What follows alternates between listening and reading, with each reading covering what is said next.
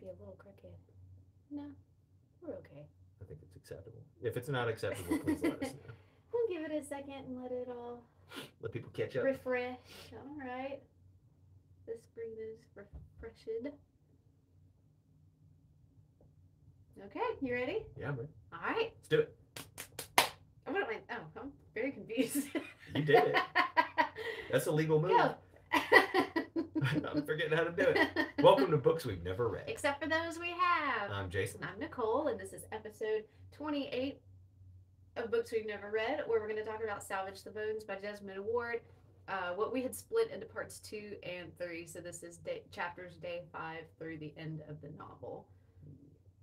So, before we get started, make sure this is the video that you actually want to watch. Because we talk about the book as if you've already read up to the point where we talk about in the title. We want you to comment. If you're here live, we want you to participate in the live chat. And if you're here later, we want you to participate in the comments below. It's our favorite part about the book club, getting to relive what we've read and learn new perspectives. It's so much fun. Everything's playlisted for you in the playlist section of our channel. So there's a Salvage the Bones playlist. There's a Deception Point playlist. There's 3 Body Problem playlist. There's all kinds of stuff that we've read so far. Highly recommend West with Giraffes if you haven't read that one yet. Yeah. If you're new, you can go back and pick one of those playlists, watch the syllabus episode, and it will walk you through, and you can watch the videos as if they were coming out, right? And so yeah, that's the point, right? Is that you can then have a discussion with somebody that's not even reading it anymore at the same time. So. All right. We also today have to release our next book because we've missed a week, so we need to announce our next book, put out a syllabus, and everything for that. So stick around for that later on today. Yeah. Cool. All right. So Salvage the Bones. It was good. See y'all next week. Yeah. You liked it? I did. Why? I very much enjoyed the prose of it. This is one that I almost entirely audiobooked this time, which is uncommon for me, but it was very punchy, right? And I really... Sorry. Choking. Reset. That's the ultimate betrayal to choke on coffee. Okay, go. But I like the punchiness of the dialogue, right? I don't know, towards the end of the book, it's like, such and such said, and then shouted back, and then they said, well, because it was so much boom, action. boom, boom, boom. Yeah, I really enjoyed that. And I mean, it was just so descriptive, and like the metaphors were so good that it really helped you understand. I don't know, it just took you somewhere, right? I thought that was cool. Very vivid there. What's really interesting is that the book's about like 12 days or whatever, this period of time, but you really spend so much of your time actually talking about things that are in the past that aren't even really happening, during that time frame. And there were certain chapters that definitely dedicated a lot of time to that particular day, but there were some days where really what we were doing was living in the past, and nothing really happened on that day. And I thought that was kind of interesting. Yeah, just the storm of brewing. Yep. So I was wondering, as we were reading the first 4 chapters, why it was called Salvage the Bones. And then the 5th day is Salvage the Bones. Right. And that chapter came and went. And once I hit the next chapter, I was like, I don't know why that chapter was called Salvage the Bones. And I don't know why the book is called Salvage the Bones. Yeah, I don't think there were any bones in that chapter. There weren't. But what there were descriptions of how our bodies tell stories. And she was looking at Skeeta, who was all cut up from breaking into the barn. She was looking at China and how she was healing and being cared for. She, was describing like her own coming to terms with her pregnancy. And in that chapter, she was still kind of thinking about, like, what's the shape of her body now, and can I push this away? And she hadn't even said out loud yet what she was.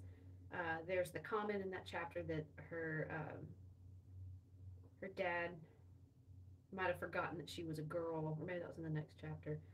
Um, she described her mom's hand with the scar after it got caught in the fishing line or the fishing hook or whatever. And then how when her mom would put her hand on the back of her neck walking her through the stores, you know, that touch that you talked about last time, that was that firm comfort, but she could feel that scar in there as well. And so since now we've read, you know, we didn't do part 2 and then part 3, we're just kind of talking about it all together. Right. By the end of the book, Esh, when she finally has a chance to like take stock of everyone, she sees everybody's cut up. You know, they're all scarred and bleeding and bruised from getting beaten around and going through glass window shards and all that stuff. The chapter in the book are called Salvage the Bones. The chapter focuses on how our bodies tell stories, and she focuses a lot on descriptions of bodies and stuff. How do you think that all ties in together? I don't know. You know, the only part that was actually about bones whatsoever is in the last chapter, or the second last chapter, there's a description of like a coffin kind of in the middle of the street, right, which was a common thing from that storm in particular. But I don't know, I mean, like, I think it's about just like picking up whatever you can, right? And why that particular chapter was named that, I'm not sure. But the rest of the book, I mean, well, at the end of the book, it's about rebuilding, right? And bones, you know, and bones certainly are, you know, like a human thing, but also it's just like the leftovers, right? It's picking up whatever's left and continuing on with it, you know. And in some ways, you know, she was salvaging bones before that with the memories of her mother, with, you know, it might actually be that chapter where they discuss how they basically tore apart their grandparents' house to add to their house, and that was one of the bones kind of things that I had thought of. Right, and that house was described as I don't know that they use the word bones, but when they went to like as an empty body, yeah. So you know, I think there was something there, right? Like it's just about building with whatever you've got left, you know, I guess. I think in that chapter, you know, that really is, it's before Esh says out loud that she's pregnant. I think she really is, without realizing it,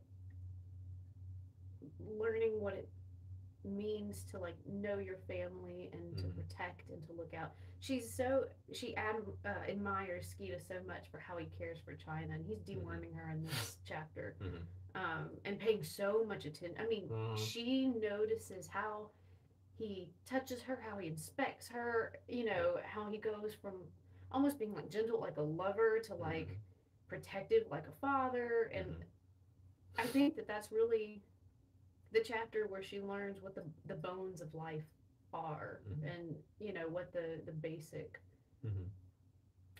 fundamentals are for survival and for life, and she doesn't realize that that's about to be tested. You know, there's definitely some growth there.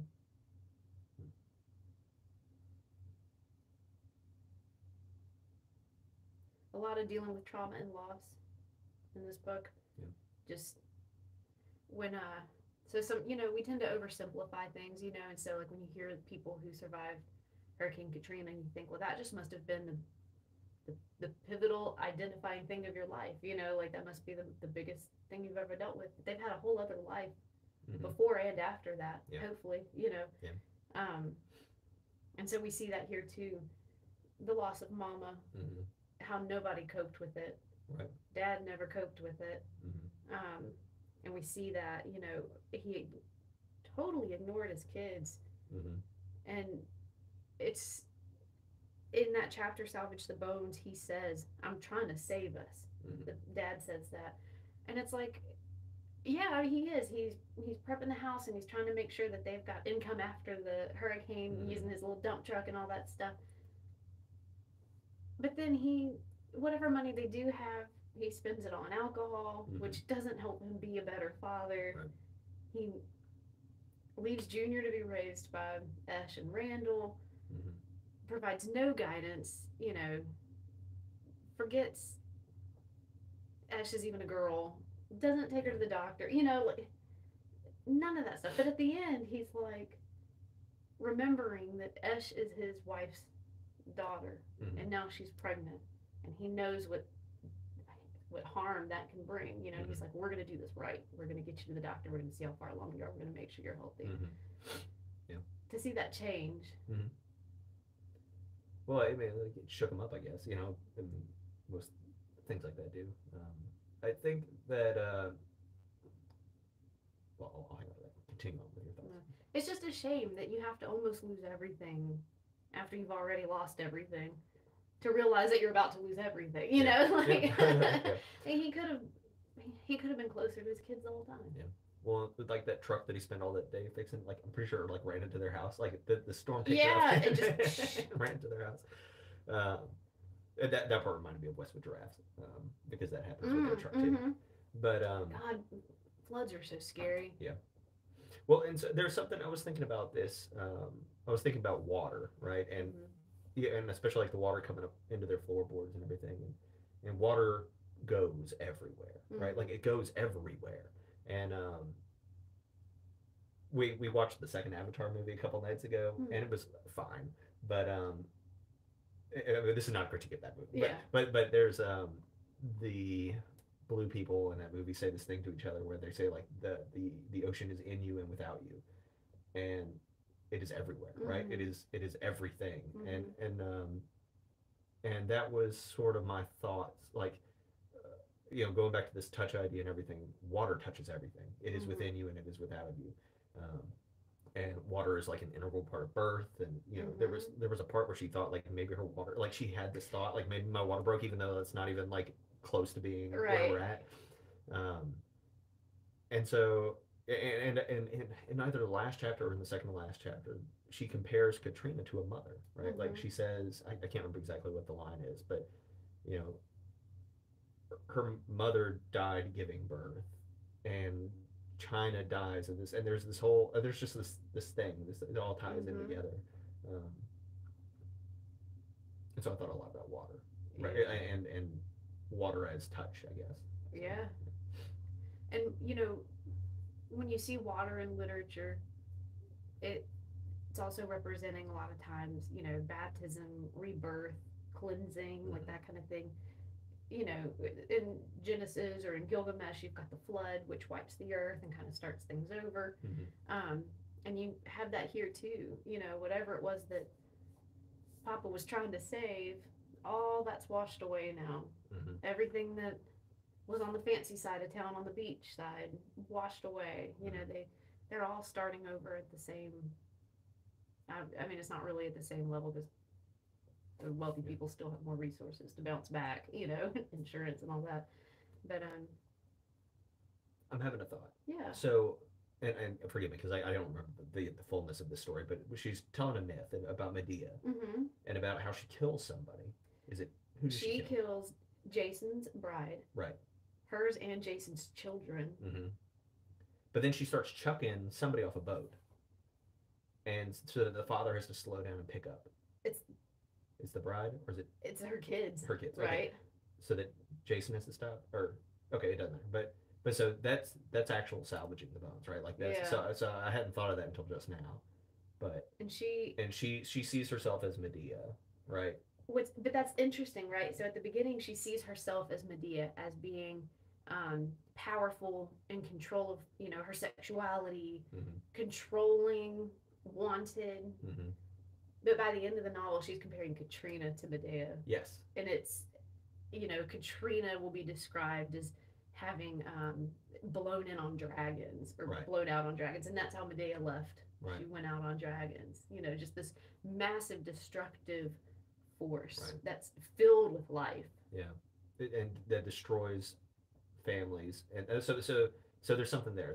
That is the actual salvaging of bones in this story, is Medea throwing the bits off the boat so that the father has to stop. And Peggy just said it. Her brother. Yeah. So that her father has to stop and get all of the pieces, right? And he tries to pick up all these pieces. And so, Salvage the Bones, I think, is about it's about picking up pieces that are left over from what she thought was a force of nature that was herself, that turns out to be, something totally different. Maybe. And along that line, Peggy had mentioned earlier they've been pulling from that old house for years, and that house is what saves them. Salvaging the bones of that house is essentially what saved them. Yeah. Being able to go into it easily, go up to the top without getting trapped. My other thought about Salvage the Bones is, Skeeta like never comes back from the pit by the end of the story because he's hoping and waiting for China, and he's like looking for his dogs, right? And so there's like an element there of salvage, I think. The China was another like very powerful metaphor for Esh, especially like dogfight scenes. Not here for it, but here's all these boys using this dog for their own benefit and their own gain, and it's a mother and it's fighting. And doesn't she also fight the one she mated with? Yeah. But that's Esh, right? All these boys using her, right? Mother having to fight, and at the end of the story, and so of course then she wants the dog to come back and recognize her as a mother, right? That's like the last line of the book, I'm pretty sure. But like that dog never comes back, or it's washed away, it's gone. But she remains, and I'm not sure what to think there necessarily, but that dog was, at the end very clearly a metaphor for her, being used up by all these people and broken over it. So, but also she's jealous of the dog, because people are taking better care of those dogs than they are of her. Yeah. I was so frustrated in the first part of the book that she was comparing herself to Medea and Manny to Jason, and I was like, you haven't read the rest of this story, and it became pretty clear quickly into part 2 that she read the rest of the story, and so she was coming to terms with how that was going to go. Also, just PSA, this is why it's important to read literature. This is why literature and books shouldn't really be censored for kids. The world exists. The world is messy. There's sex and drugs and there's everything everywhere all the time. But when you open your mind and you read all kinds of different things, you gain a little bit of vicarious experience. Your brain learns how to process things a little bit better. You suddenly have, I haven't been through this, but I'm aware of this. And it helps you cope. End PSA. It blows my mind that people can write things that are this like interwoven, right? That there are so many like it blows my mind. How do you do that? Yeah, and it's pretty amazing. I want to catch up on comments real quick. Allison says, but he loved them. Allison, are you talking about the she dad? wrote that one, yeah. Yeah, he clearly does love his children. It frustrates me when people won't take care of what they love. Yeah, or people don't know how to express it or how to do it, Right. Yeah. And I know we're all guilty of that. I know it's easy for me to just read this thing about this dad and be like, you're not doing a good job. Yeah. I understand that that's easy from me, but it hurts my heart and I hate it. Peggy says it's all coping skills. Look how she coped with having no mom. Exactly. It's interesting when you think too about how each of the kids have dealt with it. Skeeta wants to help China be a good mom, and he's mad at China when she kills the puppy, which I don't always know with all kinds of animals, but a lot of times a mother will kill her babies if she thinks they can't survive. If she thinks she's sick and they won't be able to survive, she'll go ahead and kill them. That's a thing. I don't know if dogs do that, but I know that's a thing that guinea pigs do. I learned something in PetSmart the other day. So I think that's how Skeeta kind of coped with the loss of his mom, is putting all his energy into this other mom, Randall, I don't know. Yeah. But Junior, touching that cut off finger to get that ring. Yeah. Bless that little baby's heart. Oh, yeah. He was so mad about it. So that was another one, now I think about that I thought of yesterday as like another sort of like salvage the bones, right? Literally. Yeah, like literally. But it's again, it's about picking up pieces. It's like what he has left. So Junior's the only one that doesn't remember his mom, I know. and so that ring is all he's got, you know. Yeah. Would you pick up a flung off finger? Maybe. I don't even think I'd be able to pick it up if it was mine. I'd be like, ooh. Do what you gotta do. Let's see. Oh, sorry, we're catching up on comments. Peggy enjoys how Ash beat the tar out of Manny. Yeah. Oh, I loved it. Needed to happen. I hope she left another scar on there. Yeah. Well, it's this whole thing's about family and all that, and what Big Henry at the end of it just says, that kid has a bunch of daddies. Yeah. And I would like to hope that becomes true, right? That like people come together and make a positive family for that kid. But Junior had a bunch of daddies, and the family's weird and dysfunctional sometimes. So they even tell Junior there's something wrong with him picking up that finger. I feel like he did something else weird after that. I don't remember. Yeah. Poor Junior. Man. Oh, I had a mental flashback to what I saw as they were, in the attic, and he wouldn't open his eyes even after they had gotten out of it. He was just scared to see. Yeah. Poor baby. That was all so vivid. It was so well written. And in the audiobook, the narrator was great. Yeah. And I mean, she went faster and faster as the sentences were choppier and choppier, and the action was happening, and the house was filling up with water. I mean, I'm like, I have like chills while I'm reading it, and I was listening to it on 1.85 speed. I think by the time I made it there, I was at over double, and it was like, boom, boom, boom. It was really good. Man, it was good though. It was good. Did you read the the afterword? Yes. Yeah, me too. How Jesmyn Ward grew up on stories of her parents living through Hurricane Camille. How a skeleton had washed up in her grandfather's backyard, and that was in the story. That wasn't in her afterward. I don't remember it being in the afterward. Right. That was in the story. Yeah. Their grandfather in the story, someone had washed up in their backyard, and they just buried it out in the woods. Sorry. But then also in the afterwards, her saying, let's see, describing it as the sound of the train, and she heard a jet engine, and and they didn't want to go up in the attic because they had heard about all the drowning people dying in attics. So, but I mean, so the whole story, or the story, was written for the purpose of remembering Katrina, and you talked about that in the last episode. Jesmyn Ward didn't want people to forget, but the story is also just like so much more than that. It's a sort of study of a family in this area, at this income level or whatever. But it's also a story of just like human connection. And it's interesting because like the Katrina part is almost just an afterthought. Like it's just something that happens, and it's a terrible thing that happens, but it's like one day, right? Of the story ultimately.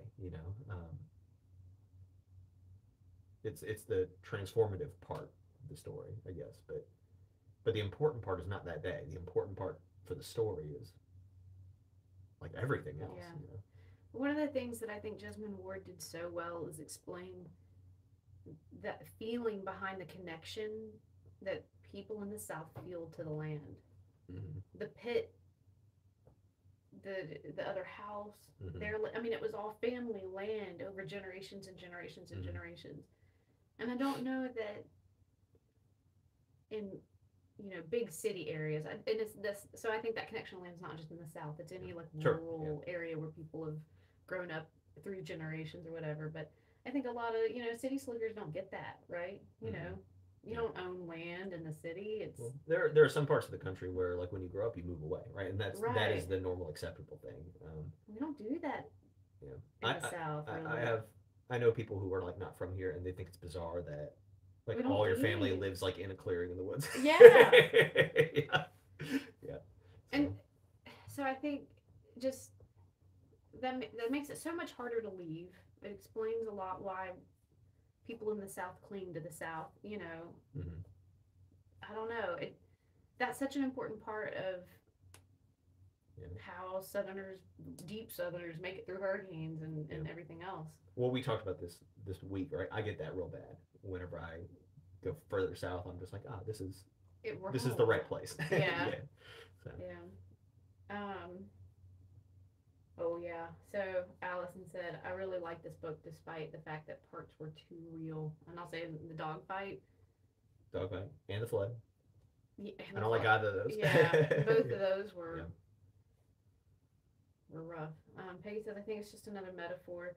You plan and you plan for something, and it does what it's going to do in spite of your plans. Hurricanes don't read the laminated plan. Yeah. Right. And that's another really important lesson is we are nothing against the forces of nature. We see that in, the rivers that we've dammed up, that breach, and flood and drown us all out. I mean, we're always trying to control and be in control of, nature, and it just smacks us in the face. Yeah. And says, sit down. I'll run this.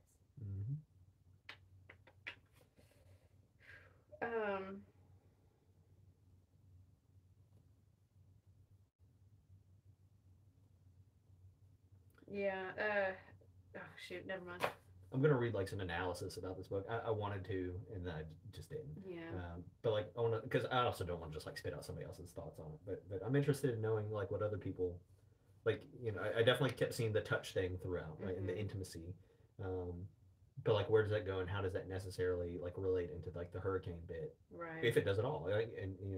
And I do think it has to do with this. Like everybody end up basically being touched. Like in a weird way, the hurricane is a mother, right? Like, right.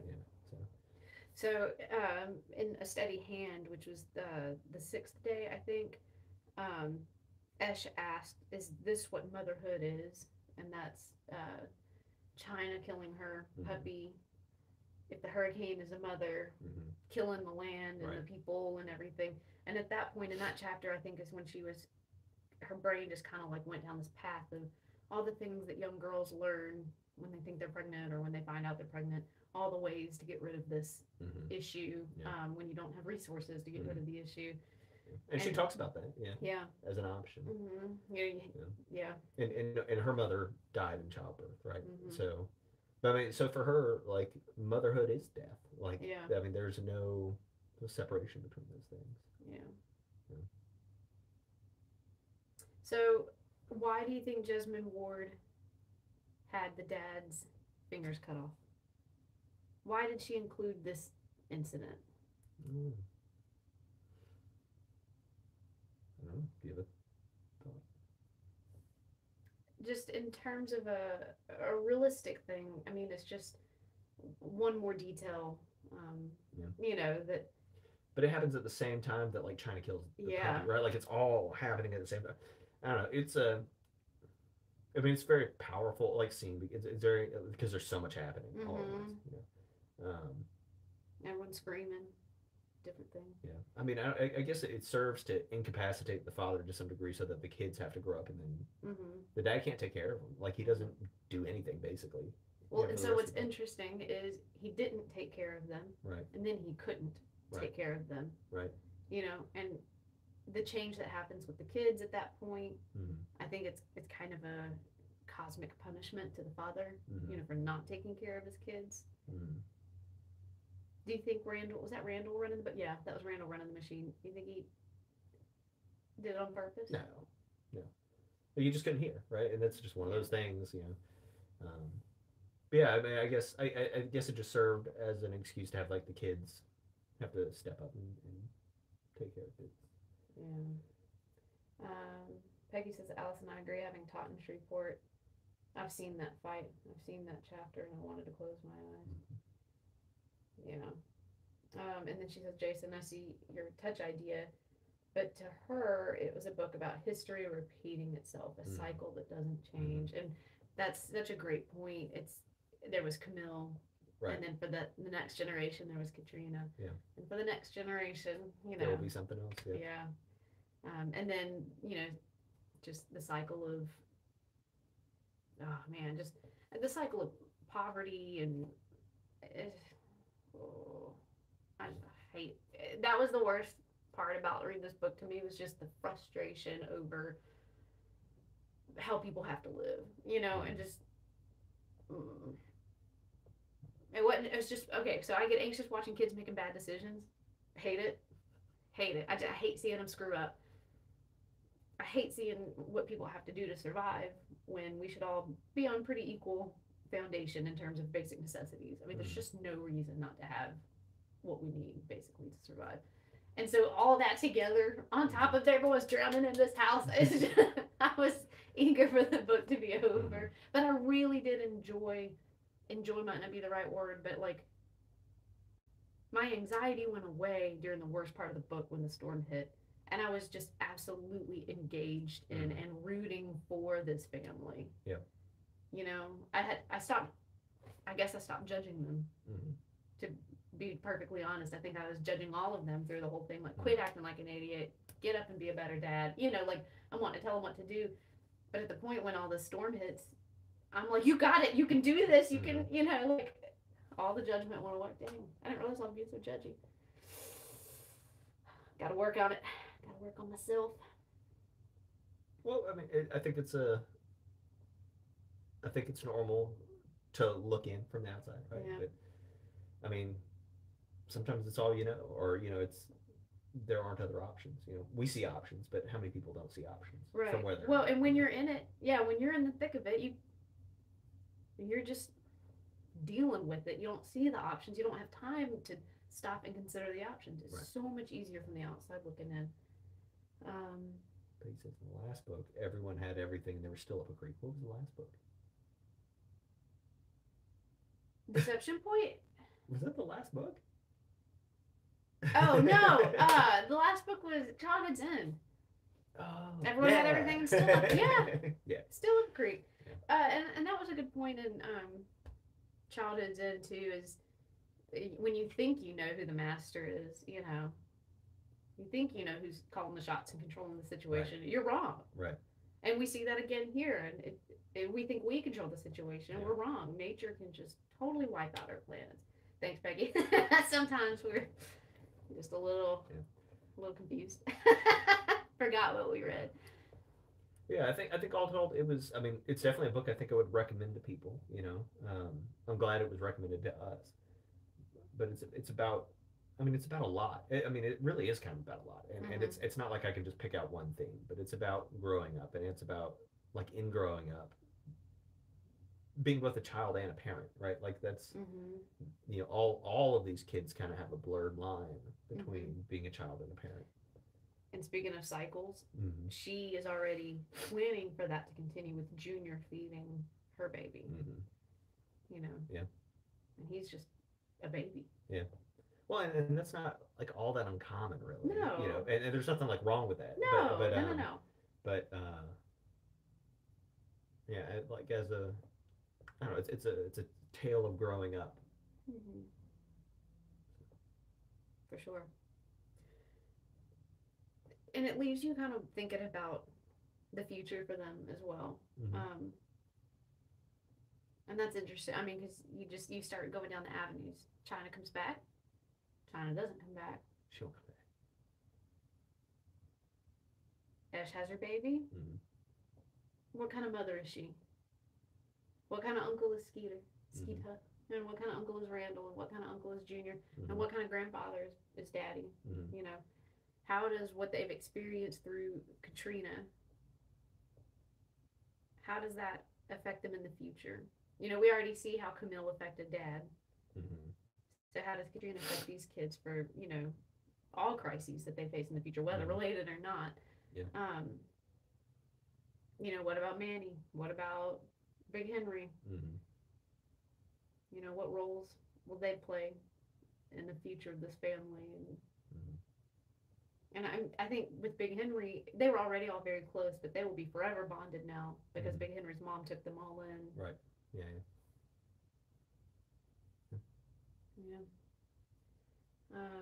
They're all fighters. This family, these friends, fighters for survival. Yep. Yeah, and in so many capacities that. Yeah. You know, that's another good point. You know, we are clearly encouraged to view China as ash, right, or as a symbol for ash. But you know, China is also just kind of a symbol for the whole family. You know, to some degree, right? You know, having to fight and having to take care of her own and having to make tough choices. I mean, within 3 seconds, she's chomping at the bit and being controlled by Skeeta. You know, and that that tension that that she must feel inside is very representative of this family. That sometimes they're very loving in the different ways that they can show it, right, and sometimes completely dysfunctional. Yeah. I'll have to think on that one some more. The future's laid out in chapter 6. They talk about the woods surrounding the park, how the people there see another year. Yeah, Peggy liked Big Henry. I also like Big Henry. He was just so reasonable. Just, he's the outsider who can see all this mess and is like, let's bring it down a notch. Yeah. Very reasonable kid. Yeah, I liked him too. And I liked Esh. I mean, she's... Yeah, me too. She's smart. She's a kid. Yeah. I like Skeeta. I like Skeeta too. I don't like that he fights his dog, but the fact that he loves her, that's my dog. Yeah, I mean, I don't, I already said this, dog fighting's not good. But I mean, you can tell that he loves her. And they just show their love in a different way, They just don't know how to quite do it the healthy way. And like that dog is a source of income for him, whereas like my dog is not. Right. And that's another, right, like being in need makes you bend the line a little bit of what's acceptable and what's not, It's a relatively new thing for us to not need our animals to make money for us. Right, right. You're absolutely right. Yeah, I think that's about all I got. I definitely would be interested in reading more things like this in the future, I think. Yeah. Jesmyn Ward even does have a couple more. Some other books and stuff. Well, and I definitely want to do maybe I do a follow-up and leave something in the comments later on. Like what analysis. You learned. Yeah, because I do want to do that. I think this one's gonna resonate in my brain for a while. I definitely had a lot more that I got from it than I realized. Yeah, like just from us talking. What's interesting, like you do 3-body problem, and it's like here's this interesting philosophical problem, right? And it's like here you go, talk about it now. This book is like more subdued, right? Like it doesn't, nothing comes out and just like beats you over the head. It's all, like to use a water metaphor, like it's all undercurrents, right? Like there's this story, and then everything is just in there cooking, and you've got to go figure out what you're going to pull out, whereas some of the other books have just been, here is the thing we are trying to say. And I don't necessarily feel like this book is trying to say anything, but it does. Right. So. That was good.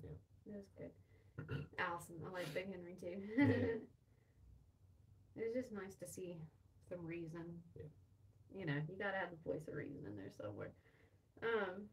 You had said something that just kind of made me kind of have a new thought. Just thinking about, the kids hunting for the eggs and what Mama had taught them. Mama taught them so much. And she did, sorry, I know we were like wrapping this up. She prepared them for so much up to a point. They were ready for a regular storm, And I just kind of wonder, like with Mama's death, and then where Papa didn't pick up and keep going. Like they were just, their development was stunted at that point, I don't know. I mean, it's kind of hard to think of this book in terms of symbols because it is very real. This was a real thing that happened, and it's hard to say that Katrina is symbolic of something because Katrina was real. Right.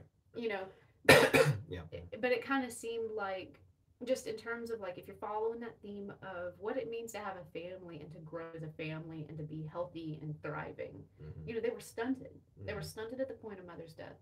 So they couldn't survive the next difficult thing because there was no one there to prepare them for the next more difficult thing. Right.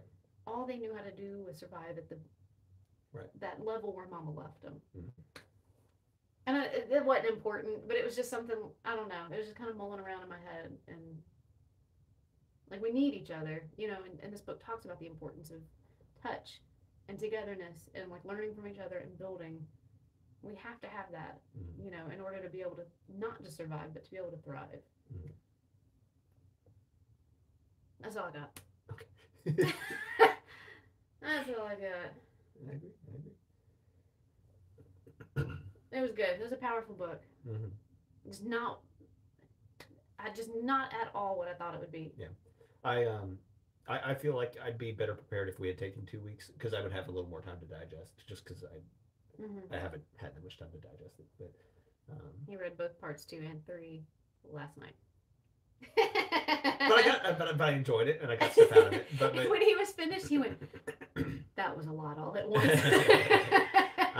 I need unfortunately, like, it's gonna keep stewing in there, and then it'll come out in the comments, right? Yeah, and that's okay. Yeah, but that's why I like taking 3 weeks, right? So that I can like tease out, because I Yeah. like, that's my favorite part of doing this, is I like teasing out the themes. Mm-hmm. And the themes seemed real clear to me in the first part, and then they got significantly more complicated. Mm-hmm. I think so. I just need to cook those a little bit. Yeah. Let's wrap this up. We've been going for 40 minutes. That's good. We appreciate everybody watching this week. We are gonna drop a video today to tell you what our next book is, because we have to read the first part by next Sunday. So, well, do we want to go ahead and just tell them real quick? Yeah, we can. Yeah. I don't know who it's by.